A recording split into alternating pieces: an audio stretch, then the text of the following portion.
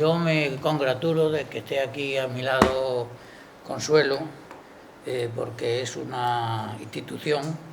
en el trabajo que ha llevado a cabo. Consuelo Juanto Jiménez, que va a hablar de la historia, que es profesora titular de Historia del Derecho y de las instituciones de la Universidad Complutense. Luego apuntaré alguna otra cosa, ¿verdad? Va a hablar de la cárcel secreta del Tribunal de Llerena y la condición de los presos judíos según un memorial de 1506. A mí, cuando he leído el título de su trabajo, sin conocer el contenido, me ha venido a la cabeza pues aquellos acontecimientos que tuvieron lugar en 1506 en Portugal, que no sé si ella los va a desarrollar a través de ese memorial, y que era domingo, concretamente el 19 de abril, que ocasionó dentro de la iglesia de Santo Domingo, pues alguien creyó o percibir un milagro y atribuyó eso, que era una señal para perseguir a los judíos que estaban allí como causantes de la peste. Eso provocó una masacre entre 1.000 y 1.400 o 4.000 personas, muchos de los cuales pasaron a Castilla, ¿verdad? Este hecho de Portugal en domingo en la iglesia, y que sucede este desastre, es parejo con otro día de fiesta, que es el 1 de noviembre de 1755, cuando también están en la iglesia y ocurre el famoso terremoto de Lisboa, y parece como si a Dios a veces le fallara la puntería con los cristianos. Es decir, cuando están concentrados ocurren este tipo de cosas. Bueno, Consuelo leeré algunas de los logros que ha ido consiguiendo a lo largo de su vida como profesora, como investigadora, ¿verdad? Aparte de profesora titular de Historia del Derecho, es académica correspondiente de la Real Academia de Jurisprudencia y Legislación de España y miembro del Instituto de Historia de la Intolerancia, adscrito a esta academia, como sabemos, ¿no? Su línea de trabajos publicados, más de 30 en revistas españolas especializadas, como la revista de la Inquisición o el Anuario de Historia del Derecho, así como en algunas revistas también latinoamericanas importantes, en Brasil, Argentina, Portugal. Y su publicación más significativa es en el libro El Comisario del Santo Oficio, que está dirigido por don José Antonio Escudero, del cual me referiré ahora brevemente, ¿verdad? Ha participado como ponente en numerosos congresos y encuentros científicos nacionales e internacionales, siendo el más reciente el congreso organizado en Madrid por el Instituto de Historia de la Intolerancia. Sus publicaciones pueden verse en Dialnet o en el repositorio institucional de la UNED en abierto. Bien, de la curiosidad científica de Consuelo, de María del Consuelo, nos da muestra, por ejemplo, su intervención ayer con don José Antonio Escudero, donde al hilo de la intervención que él había tenido, hablaba de por qué había esa preeminencia de Castilla frente a Aragón en las cuestiones de India. Y gracias a la sabiduría y habilidad del profesor Escudero, del académico Escudero, que más que Escudero es caballero de inteligencia, pues pudimos dilucidar un poco más, siempre con esta onda mental que yo he mencionado en mi primera intervención, de la duda metódica, la incertidumbre, que él curiosamente ponía como ejemplo a Fernando el Católico por el sigilo que a lo largo de su vida había mostrado. Bien, solo referirme a que al hablar de la cárcel de Llerena, ¿verdad? Gracias a los trabajos que se han llevado a cabo por el Ayuntamiento de Jerez de los Caballeros y por la Consejería de Cultura y por la Diputación Provincial en cuanto a la reconstrucción, saneamiento y cuidado del patrimonio, pues hemos podido saber más y apreciar más en esas ocasiones prácticas de las visitas que nos hace el excelente cronista de Llerena, don Luis Larraín, miembro también, como es natural, y uno de los apoyos fundamentales de estos encuentros, pues las 23 celdas que existieron en la prisión de Llerena, e incluso los grabados que uno de los presos llevó a cabo ahí, ¿verdad? Yo cuando leí esto la primera vez y luego acompañé la visita que nos hizo el cronista, vi que ahí había un tema casi cinematográfico. Es decir, yo creo que Umberto Eco, si lo hubiera estudiado y hubiera esto, hubiera reproducido otro nombre de la rosa, porque indudablemente ahí hay materia para ese desarrollo de aquel ambiente turbulento del siglo XV como hubo en la Edad Media, y que esto podíamos encontrarlo como parejo, ¿no? En fin, de todas maneras, creo que nos vamos a sentir muy compensados y suficientemente ilustrados con la intervención de una persona que tiene un genio investigador, diría yo, y una trayectoria incansable en estos campos. Así que, sin más, agradecerle que haya llegado a tiempo y su presencia nos congratula mucho. Consuelo, cuando quieras. Muchas gracias, Feliciano, por tus palabras. Muy buenos días. Lo primero de todo, agradecer al Ayuntamiento de Llerena el poder participar y colaborar en estas jornadas un año más, estar con todos ustedes. A los llerenenses y llerenensas, felicitarles por haber obtenido este verano el galardón de ciudad más bonita de España, que lo es, desde luego. Agradecer a las entidades colaboradoras y, como no, al comité organizador. Yo estoy aquí este año para hablar de las cárceles, como ha comentado Feliciano, de las cárceles de la Inquisición, del Santo Oficio, y en particular de las cárceles del Tribunal de Llerena, y como está dedicado el monográfico de las jornadas a los judío-conversos, pues me voy a referir a los judíos y judías que están ingresados en las cárceles de Llerena. Yo, de mi investigación de la Inquisición en general y de este tema en particular, pues tengo aquí anotadas una serie de cosas, pero en fin, yo voy a empezar, lo primero de todo, por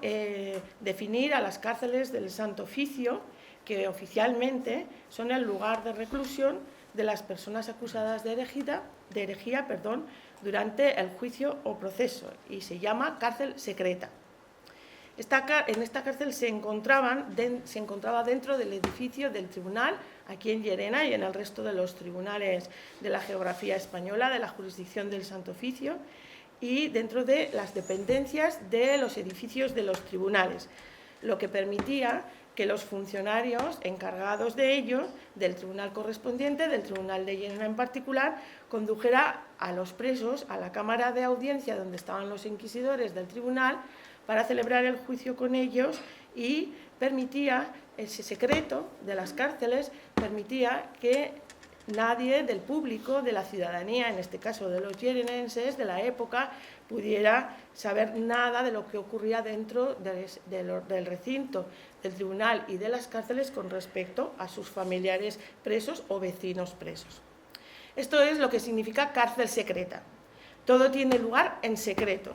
dentro del recinto del Tribunal del Santo Oficio, donde están recluidos los presos y las presas. Se cumple así, por tanto, uno de los principios que desde el punto de vista jurídico es importante en el mundo del Santo Oficio, que es el secreto.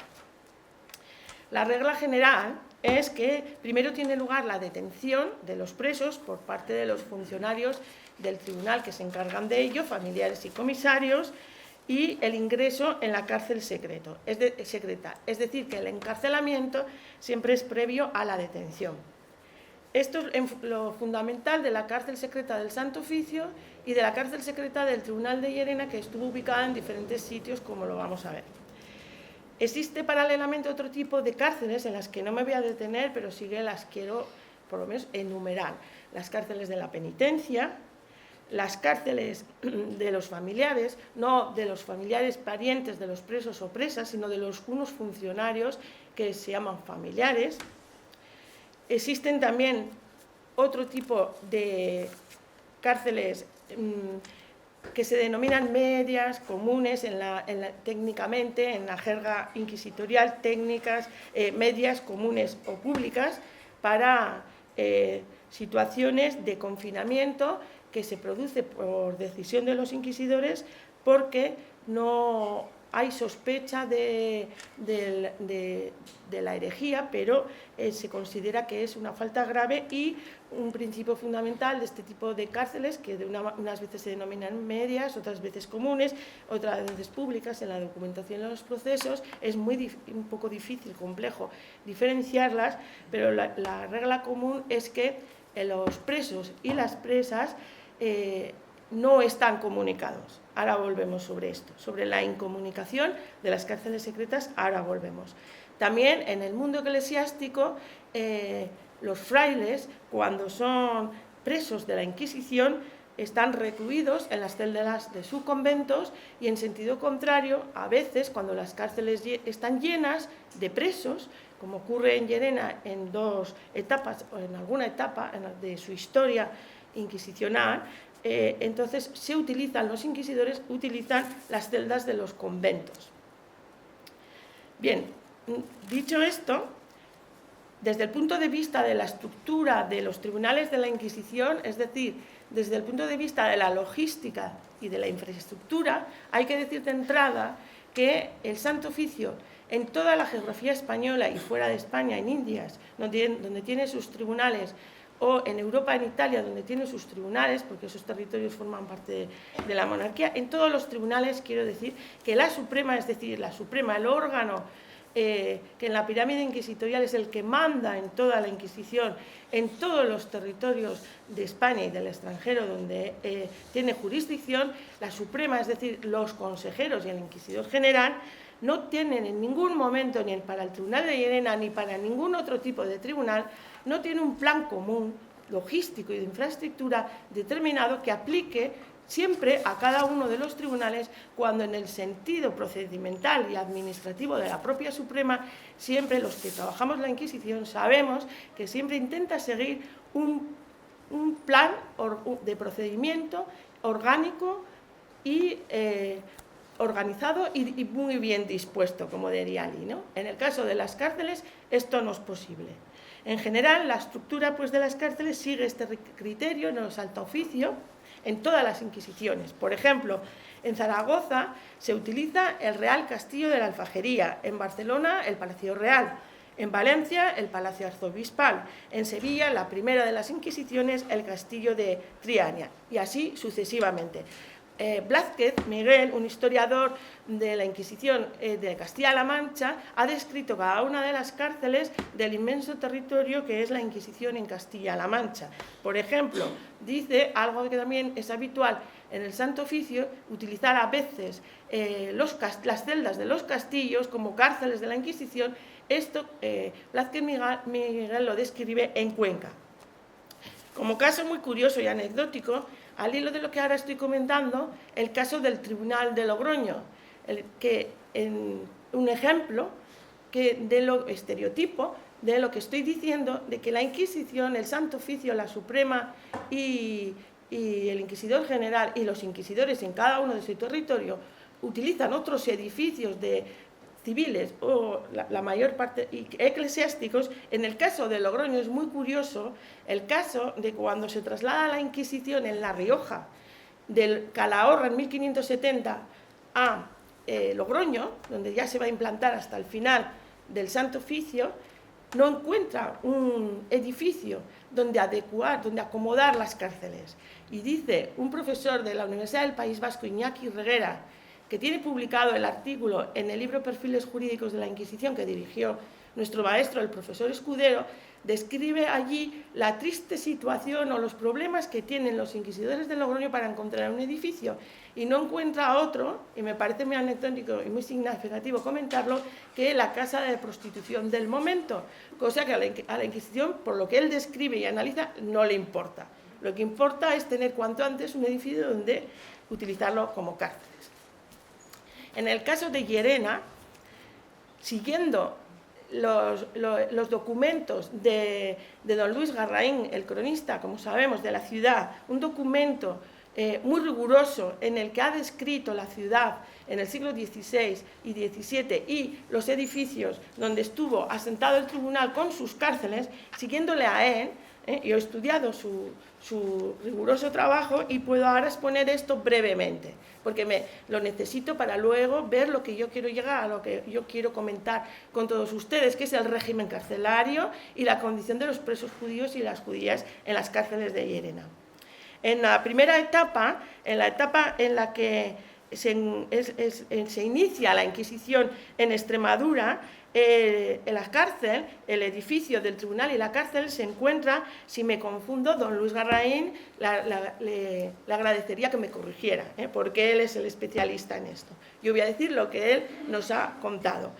Aquí, en la primera etapa, a finales del 15, se encuentra el tribunal y las cárceles en el Palacio Episcopal, que lo estuvimos visitando ayer muy a gusto, que fue residencia de los priores de la Orden de San Marcos de León.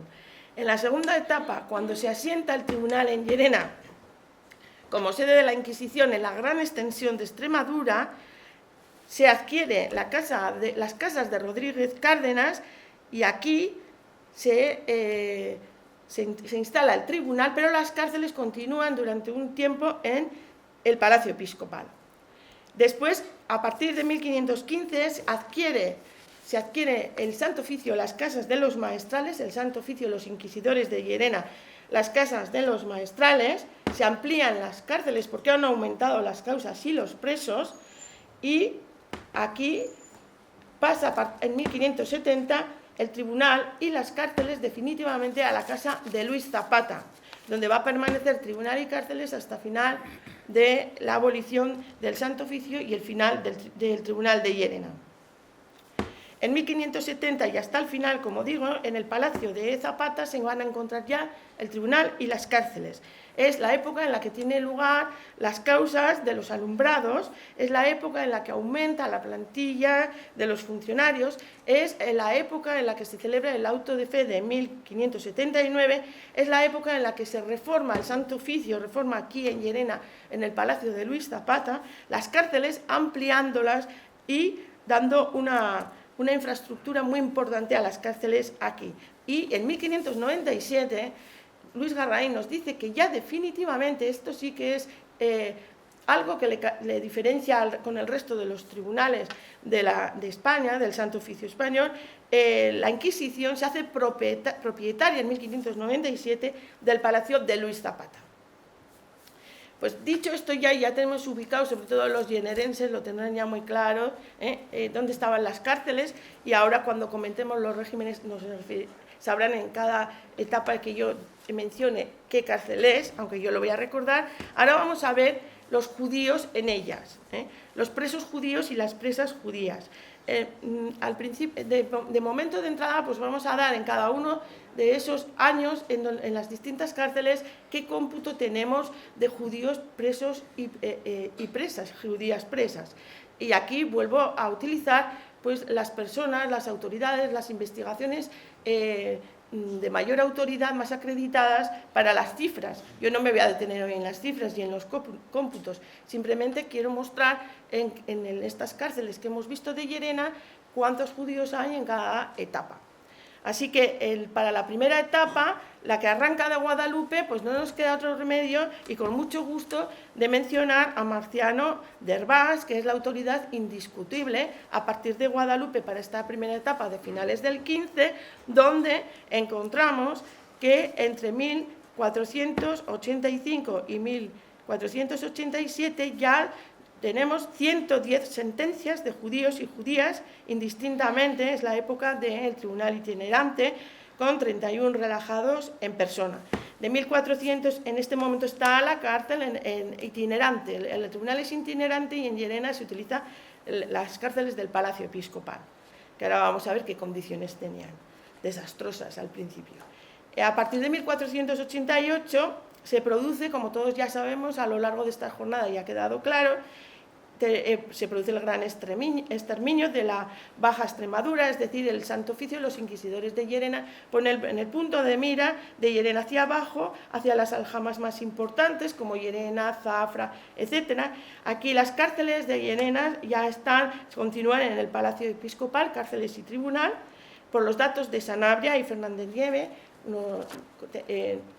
sabemos que los encarcelados son 519 judíos y judías, 519 causas, 519 judíos y judías. A comienzos del 16, cuando ya la sede es Llerena del tribunal, la cárcel ya se encuentra y el tribunal en las casas de los maestrales, 458 judíos encarcelados, judaizantes. Por Marciano de Hervás sabemos también que se produce la gran represión, el gran exterminio del sur hacia en la Baja Extremadura, en el señorío de Béjar, donde él ha contabilizado 156 causas. A partir de 1580 y ya hasta finales de siglo y comienzos del siguiente, el Tribunal de Llerena, ayer lo recordó el profesor Sisto Sánchez Lauro, ya persigue, ya no se trata de exterminio ni de represión, sino de tratar de controlar las desviaciones religiosas, los inquisidores de Llerena, y es entonces cuando ejerce una actitud, ejerce un estilo moralizante. El Tribunal de Llerena destacaba en aquella época frente al resto de los tribunales, no en su conjunto, y lo que intentaba dar era una actitud moralizante. Se vive una situación de calma, pero después se revuelven a las detenciones masivas con los casos de las aljamas de Mérida, Badajoz y Alburquerque, donde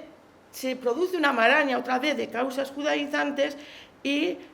las investigadoras Testón y otras investigadoras que con ella han publicado unos trabajos importantes en ese sentido, nos dan la cifra de 342 encarcelados en las cárceles del Palacio de Zapata, ya aquí en Llerena, donde se produce un colapso de la vida procesal del tribunal, dándose la cifra de más de 11 años como índice de población judía en la cárcel, donde se computan a 52 por año. En el 17 la cifra es de 748 encarcelados, reactivándose el problema de judaizante que va a desembocar en el famoso auto de fe de 1662. Sabemos dónde están las cárceles, dejamos las cifras de judíos, vemos los cómputos, vemos la cantidad de población, entre comillas, judía en las cárceles. Vamos a ver el régimen y las condiciones del régimen carcelario con respecto a ellos y las condiciones de su vida en la cárcel, que para muchos fue larguísima. Algunos nos consta de hasta 56 años, por lo que yo me he planteado al estudiar esto, básicamente sería interesante ver la vida en las cárceles de los tribunales del Santo Oficio, porque durante muchos años permanecían allí los presos y las presas, se reproducía, por lo que he visto yo, la vida de la calle dentro de la tumba y del silencio, que era la cárcel secreta, pero se reproducía la vida, de alguna manera. Y vamos a ver por qué en algunos aspectos. Bien,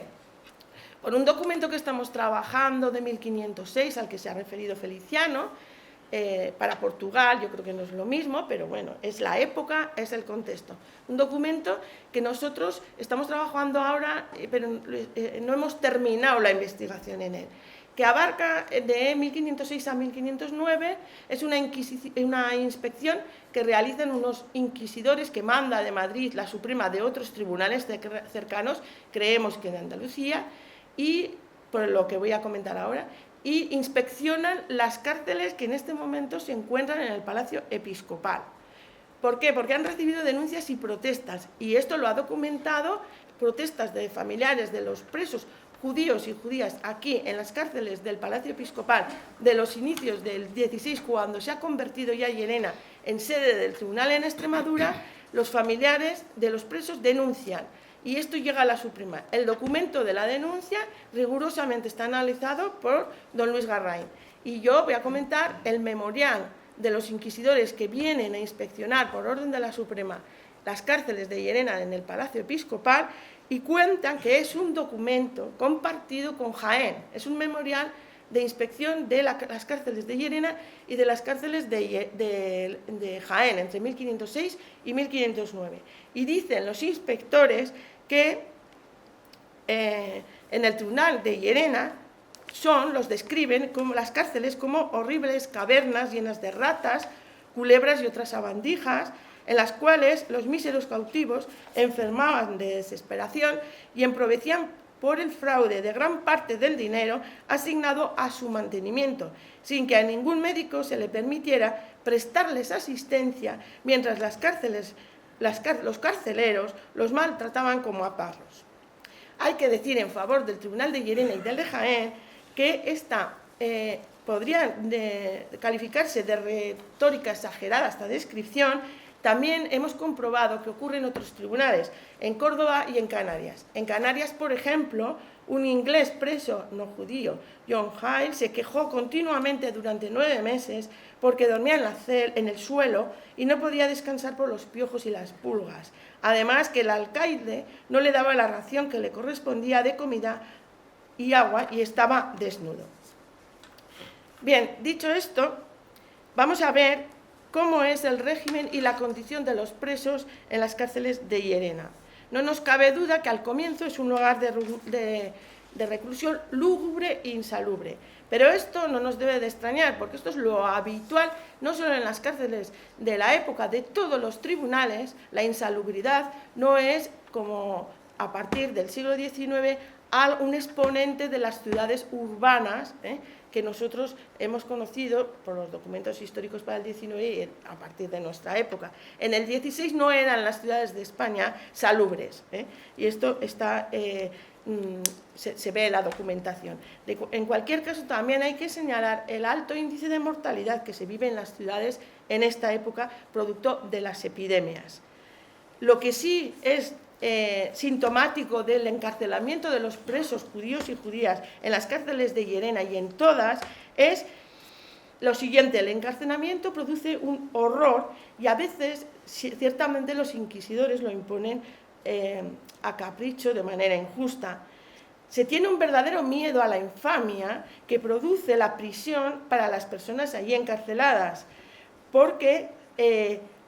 por ejemplo, en Llerena tenemos anotado el caso de una mujer que discutió con la esposa del carcelero del tribunal de Llerena y, arrestada por el alguacil, en su loco deseo de evitar ser llevada a la cárcel, se arrojó desde una ventana alta y se fracturó las piernas.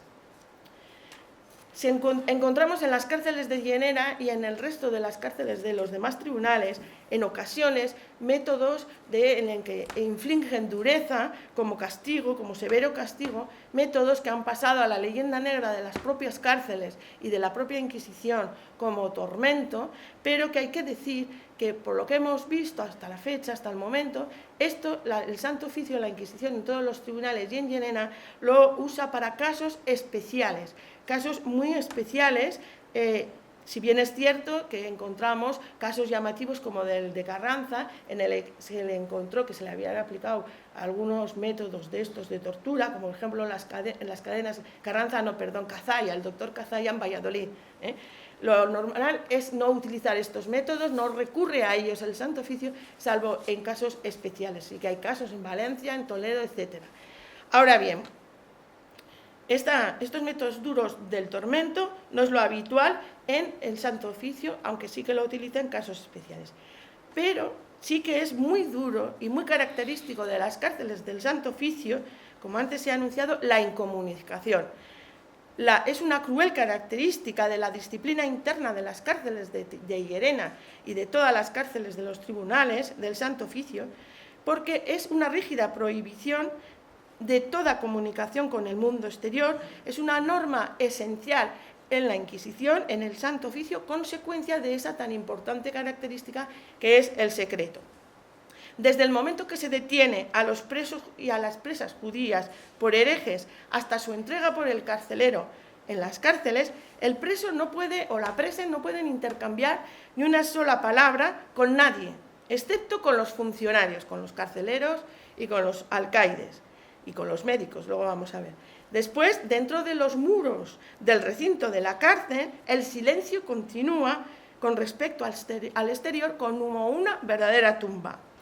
No podía saber nada al preso o presa de sus familiares y, en sentido contrario, sus familiares tampoco podían saber nada de ellos, de tal manera que al cabo de los años, en la mayoría de los casos, se los encontraban destinados a la hoguera, las galeras o a la cadena perpetua.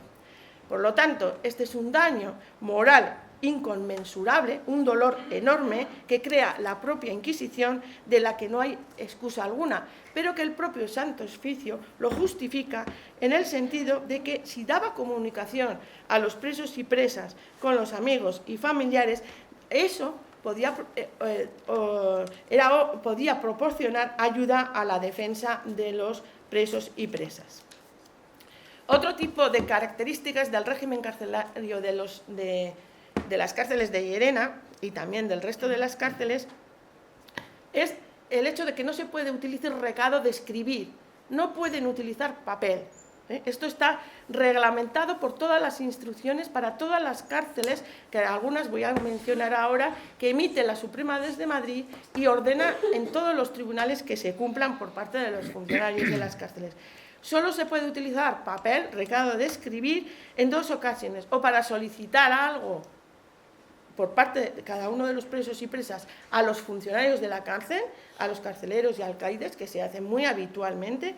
o también para preparar la defensa. Tenemos el caso, por ejemplo, de Fray Luis de León, que a mí me gusta mucho, que en los 18 años creo que estuvo encarcelado, escribió una de sus obras más importantes religiosas, un devocionario, que no me acuerdo del nombre.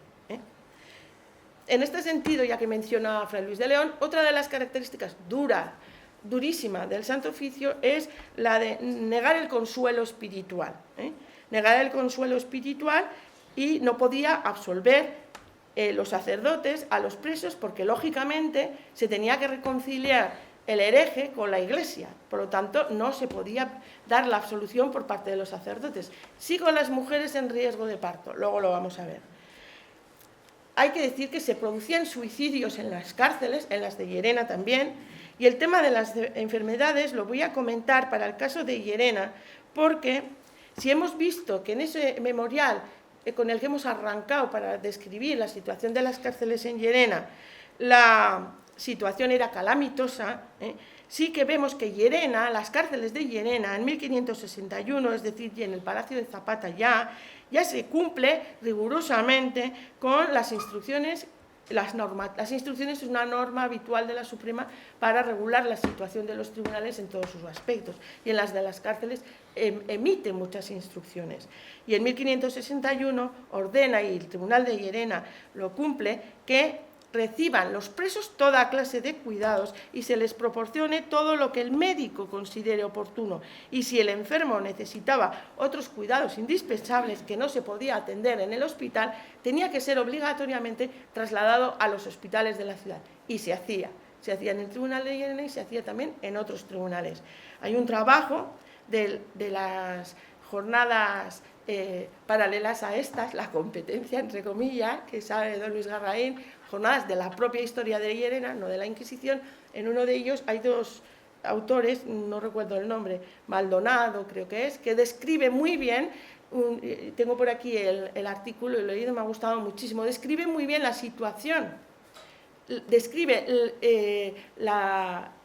situación urbana de Llerena, como lo hace Garraín en el siglo XVI, describe cómo eran las calles, las cárceles, los palacios. Era un auténtico complejo palaciego, un auténtico complejo carcelario de la Inquisición, carcelario de las cárceles de la Iglesia, que dependía de la Orden de Santiago, incluso también carcelario porque estaba también la cárcel de, creo que de la provincia de León, ¿no?, del gobernador de la provincia de León. Era una auténtica ciudad esplendorosa por una parte, y también con todo y también tenía, a lo que estaba yo ahora comentando, un auténtico complejo hospitalario donde los médicos de las cárceles de Llerena cumplen con esta orden de llevar a los presos que le necesiten a los hospitales. Una normativa importante es la que hace referencia a la alimentación en la cárcel y al régimen alimentario en la cárcel.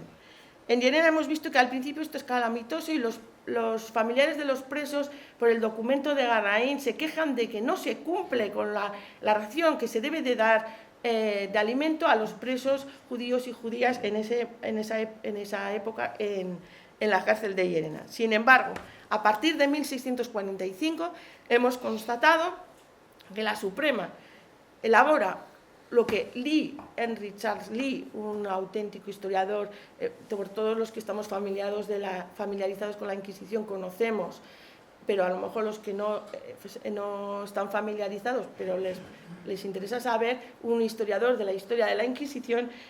dice que lo califica como un código de instrucciones para las cárceles a partir de 1645 que estaban obligados a cumplir los alcaides y los carceleros. Y en estas instrucciones que se cumplen en Llerena se detalla que se inspeccionen con rigor y puntualidad las celdas cada 15 días, que se averigüe lo que los reclusos necesitan, informando de esto al tribunal, el cual decidirá qué es lo que hay que asignar a cada uno de los presos y de las presas, y a los encargados, que son los proveedores de la cárcel, pasarles la lista que han anotado de lo que necesitan para satisfacer todas sus necesidades. En este régimen de comidas y raciones se ordena que los alcaides y carceleros sirvan las raciones por la mañana, porque los reclusos necesitan prepararse su comida con tiempo para el mediodía, porque no me da tiempo a verlo ahora, prefiero ganar tiempo para otras cosas que quiero comentar, porque la Suprema, es decir, el Consejo General y los inquisidores generales ordenan a los tribunales que se lea anualmente todas estas instrucciones en todos los tribunales, y se hace en Llerena, y les recomienda, les ordena a los inquisidores de Llerena y a los alcaides y a los carceleros que aquellos presos que se sepan hacer la comida se lo hagan en un brasero que se indica cuál es,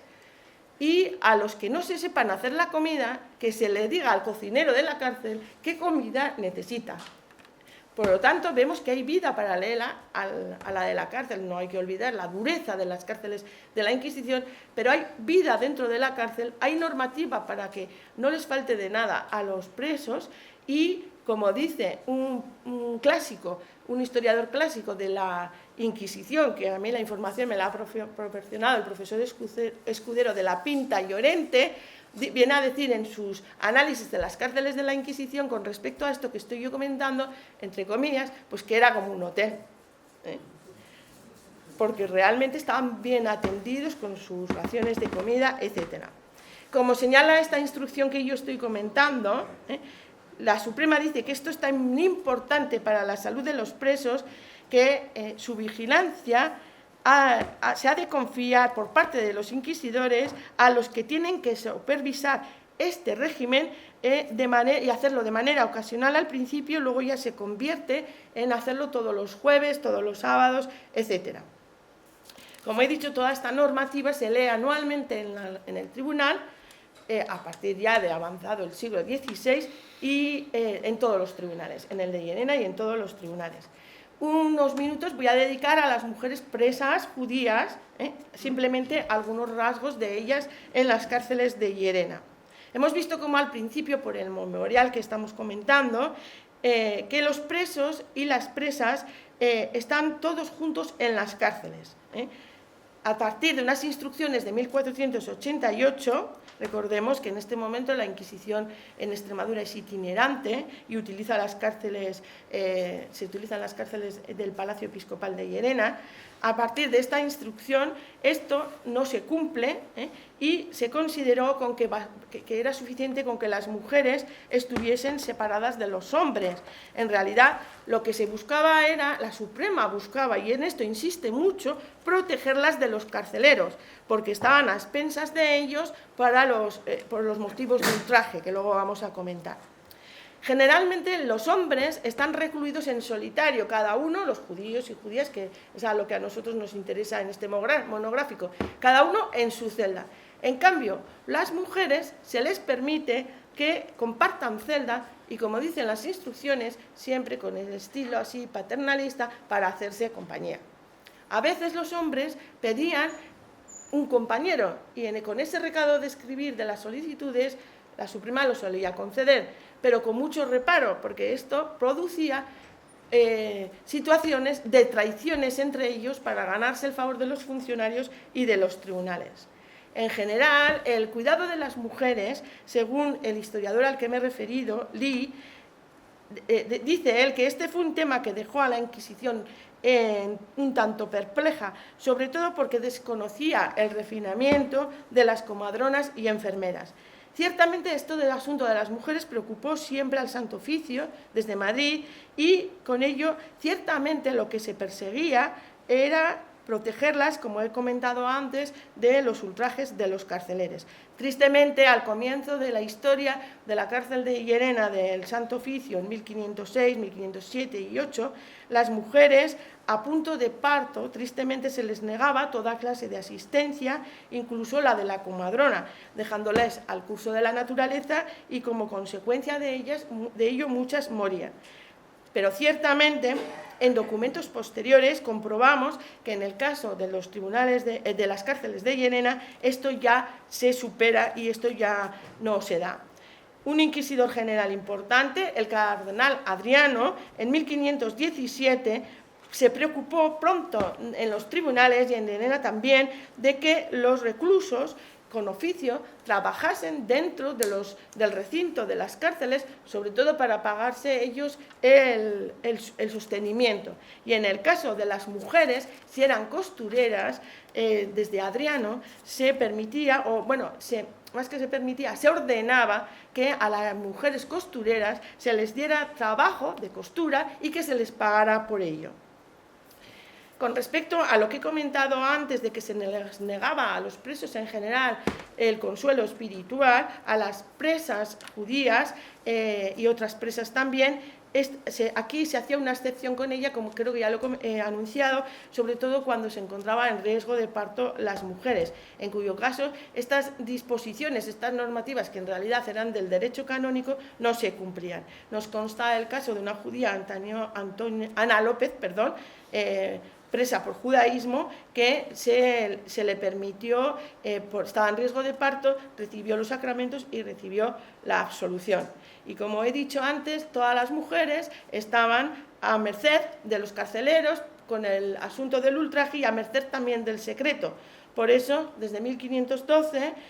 Cisneros, comprendiendo las peligrosas oportunidades existentes dentro de los recintos de las cárceles, ordenó a todos los tribunales que trasladase a los carceleros su amenaza de muerte a todo aquel carcelero que tuviese trato carnal con una mujer presa. Desde luego una pena muy severa, la pena de muerte en todos los tiempos y en todas las jurisdicciones, pero que dada la gravedad de la situación, esto se ordenó Cisneros que se cumpliera, aunque si bien es cierto, según hemos comprobado, yo no lo he comprobado en Llerena, pero he visto que en Valencia y en Logroño esto no se cumplía porque realmente el delito sexual era considerado como leve por los jueces inquisitoriales. Dicho todo esto, me gustaría comentar brevemente, si ando bien de tiempo, que no lo sé. ¿Sí? Vale. Me gustaría comentar los funcionarios, algo referido a los funcionarios más importantes de las cárceles. Por supuesto, en primer lugar, los inquisidores del tribunal. Los inquisidores con respecto a las cárceles, algo ya me he referido a ello, tienen el deber de los inquisidores, calificado así en la normativa inquisitorial, de procurar el bienestar de los presos y las presas, sobre todo a partir de las instrucciones de 1488. Las instrucciones es una normativa importante, creo que ya lo he dicho, dentro del procedimiento inquisitorial.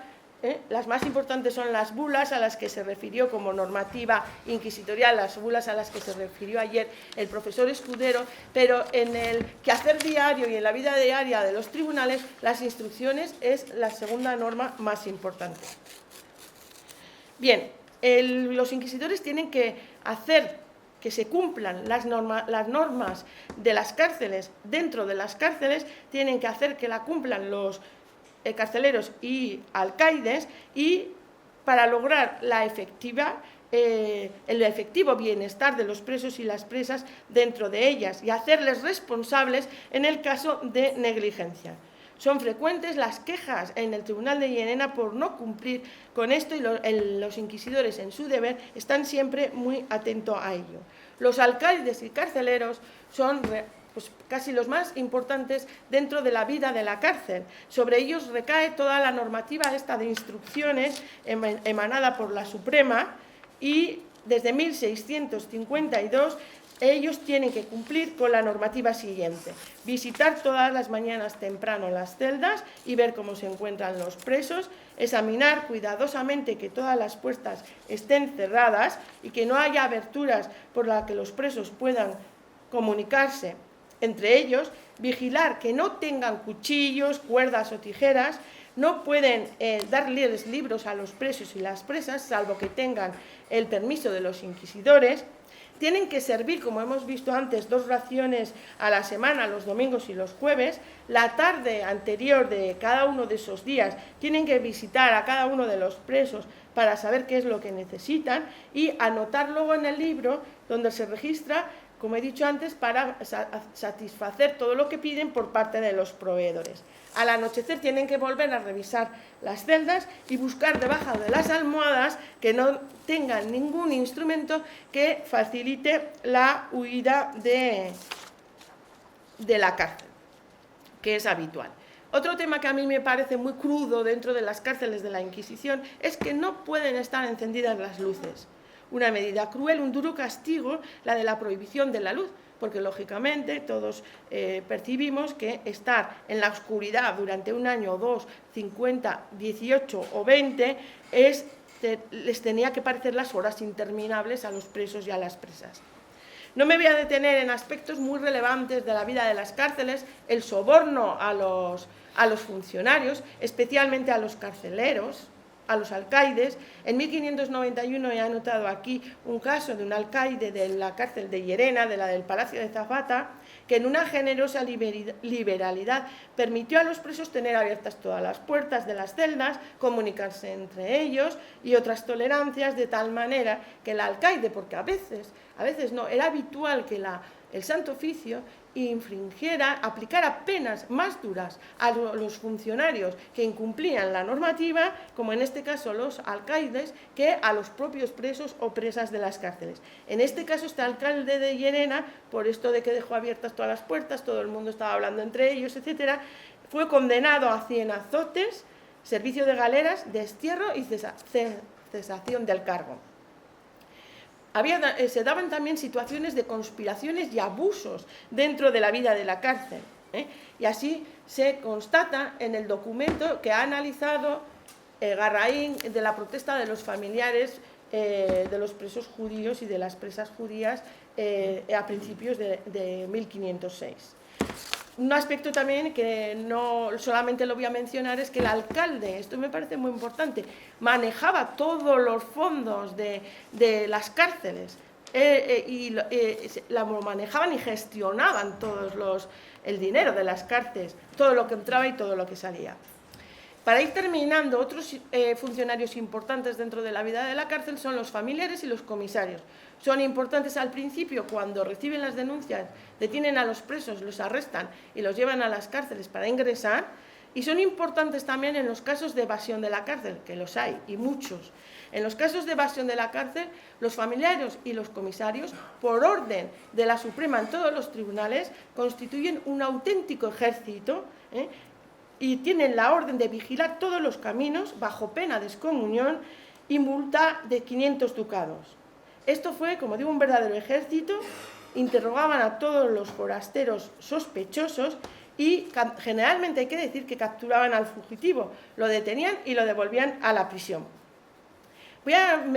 Para cerrar este apartado de los funcionarios de la cárcel, me voy a referir a los médicos, que a mí me gusta mucho esto de los médicos, porque yo creía que el médico en la cárcel, que sí que lo hace, creo que aquí hay algún especialista en el médico de la Inquisición, pero en el médico de las cárceles yo creía que se encargaba en los casos de tortura, pues, además de recibir la tortura, pues curarle de la tortura, ¿no? Y por lo que veo, por las instrucciones y lo que he estudiado en las cárceles, es muy importante su presencia y su función en la cárcel, porque como hemos visto, en el Tribunal de Llerena y en los demás atiende a los enfermos cumpliendo con lo dispuesto en las normas. En el caso de Llerena vemos cómo los médicos de las cárceles redactan unos informes para que unos presos concretos sean trasladados a a los hospitales de la ciudad. Voy a cerrar ya, voy a concluir ya con un aspecto que, si me dejan 2 minutos, que me parece importante, es el contraste entre las cárceles inquisitoriales, las de Llerena y todas, y las cárceles del Estado y de la Iglesia. Desde luego, sobre esto hay un trabajo muy importante del profesor Escudero en una revista que a mí me parece, al menos con el tipo de revistas con las que yo he trabajado para informarme de la historia en Inquisición y en otros temas de la historia de España, Historia 16, que ya no se hace, yo la encuentro en todos los mercadillos, en Historia y en todas las librerías, están todavía en las de Antiguo, y en Historia 16 tiene un trabajo muy importante sobre las cárceles del Estado. ¿Son iguales las cárceles de la Inquisición, las del Estado y las de la Iglesia? Bueno, en primer lugar tenemos que decir que hay que reconocer la crueldad, como hemos visto, de las cárceles secretas. Ahora bien, hay que tener en cuenta que los horrores son mayores en las prisiones ordinarias o civiles. En muchos aspectos, las de la Inquisición eran menos indignas que estas otras. Es verdad que las leyes de Castilla tendieron siempre a que se diera un régimen más humanitario en los presos. Por ejemplo, en las cárceles civiles de Valencia tenemos constatado el caso de un secretario de la Inquisición, Pedro Bonet, que recluido en la cárcel de Valencia por un problema de conflicto de jurisdicción, cuando ya al final es entregado a la Inquisición, el pobre estaba tan mal que murió en 3 días. También tenemos el caso de que la Inquisición, aun sabiendo que era muy duro el régimen de sus cárceles, a veces solicitaba que cuando tenía a sus propios funcionarios en otras cárceles, solicitaba el traslado a las cárceles de la Inquisición. Por ejemplo, en el Tribunal de Madrid o de Corte tenemos los datos de que se reclama el traslado de sus presos a sus celdas, la Inquisición, para librarlas de las inevitables crueldades de la prisión real en la que se hallaban confinados. Y voy a terminar ya comentando que uno de los temas del tormento que le distingue a las cárceles secretas de la de Inquisición es el tema del encadenamiento o los grilletes. La Inquisición no suele utilizar cadenas o grilletes. Hay casos en los que sí, en Toledo y en Valencia lo hemos visto, el caso del doctor Cazalla, que se lo encontraron en Valladolid después de 18 años en muy mala situación y encadenado, pero en general esto no era así, no se utilizaba, aunque hay un clásico de la Inquisición, Pablo García, dice que sí que hay algún caso de encadenamiento. Las instrucciones, la normativa de la Suprema nunca menciona el tema del encadenamiento. Y para cerrar, en favor de que su uso era más habitual en las otras cárceles, vamos a citar el testimonio, que son 2 líneas de un viajero italiano que en su visita a Madrid en 1592 describe 3 cárceles ahí: la de la corte, la de la ciudad y la de los sacerdotes, y dice que todos los reclusos, por muy leves que fueran sus faltas, permanecían encadenados. Muchas gracias.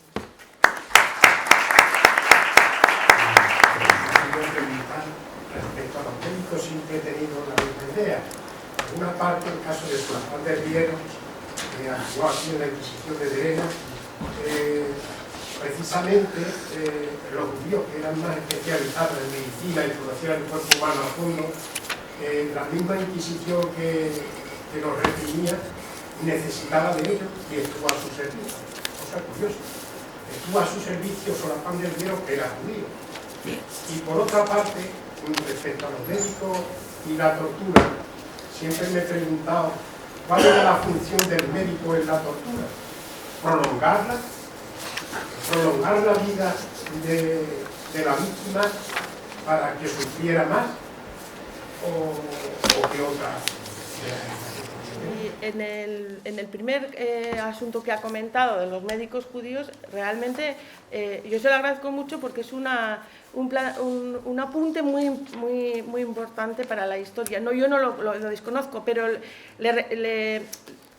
vuelvo a citar el trabajo de estos, lo tengo aquí, luego se lo puedo proporcionar, de estos 2 profesores que creo que son de Sevilla y participaron en las jornadas de historia de Llerena, que comentan este asunto. En el siglo XVI describen toda la ciudad, como he dicho antes, y hace alusión a la medicina en esa época en España, en el siglo XVI, lo tienen muy bien descrito,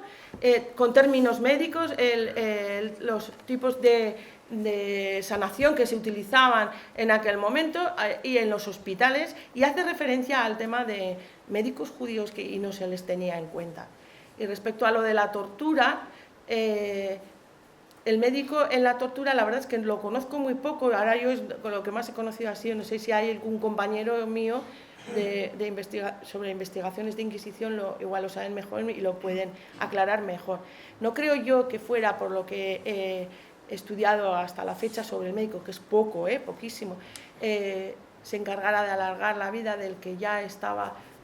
torturado y mal en la cárcel, era curarle. El espíritu de la Suprema, en todo momento, al menos en la normativa, y ya sabemos que los hechos luego son otra cosa, en todos los ámbitos y en todas las jurisdicciones, ¿no? Pero el sentido y el espíritu de la Suprema es siempre procurar el bienestar del preso. Tiene que reconciliarse.